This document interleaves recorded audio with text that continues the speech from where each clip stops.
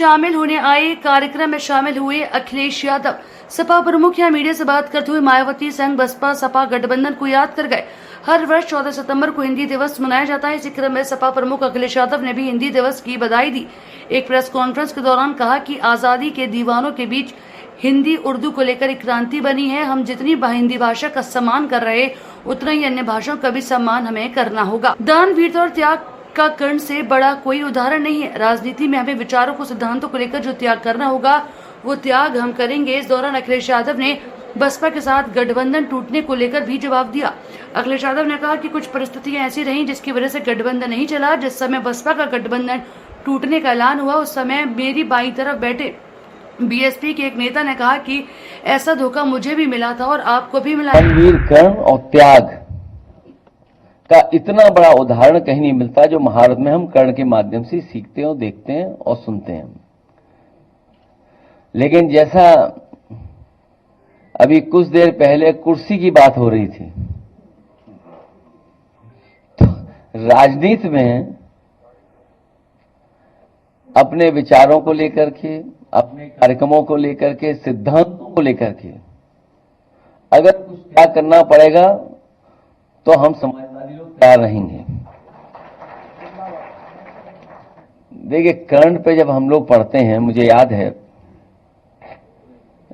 हमारे जितने भी साहित्यकार हैं सब जानते हैं, और बहुत सारे साथियों ने, दिनकर जी ने जो लिखा है कर्ण के बारे में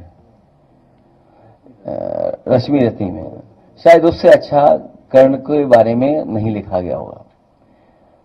और वो पक्ष जब वो शूद्र वाली बातें शुरू हुई, वो शायद इतना स्पष्ट तरीके से और जिस भाव के साथ लिखा गया, शायद कोई बड़ा उसके अलावा लेख नहीं आया।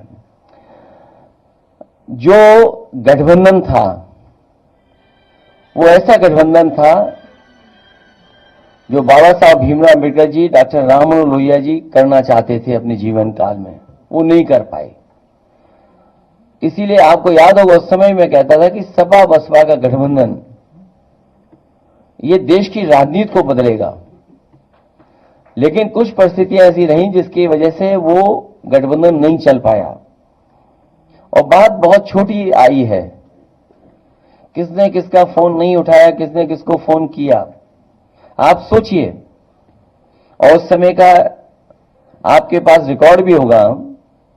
मेरे मंच में, मेरे बगल में बहुत ही पुराने बहुजन समाज पार्टी के नेता बैठे थे,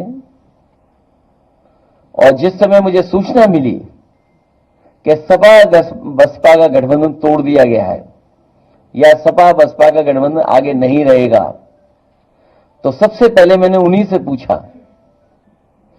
मुझे अभी भी याद है, मेरी बाईं तरफ बैठे थे वो। मैंने कहा अब क्या करें और क्या करना चाहिए हम लोग को। उन्होंने कहा कि हमें भी ऐसे ही धोखा मिला था, आपको भी धोखा मिल गया।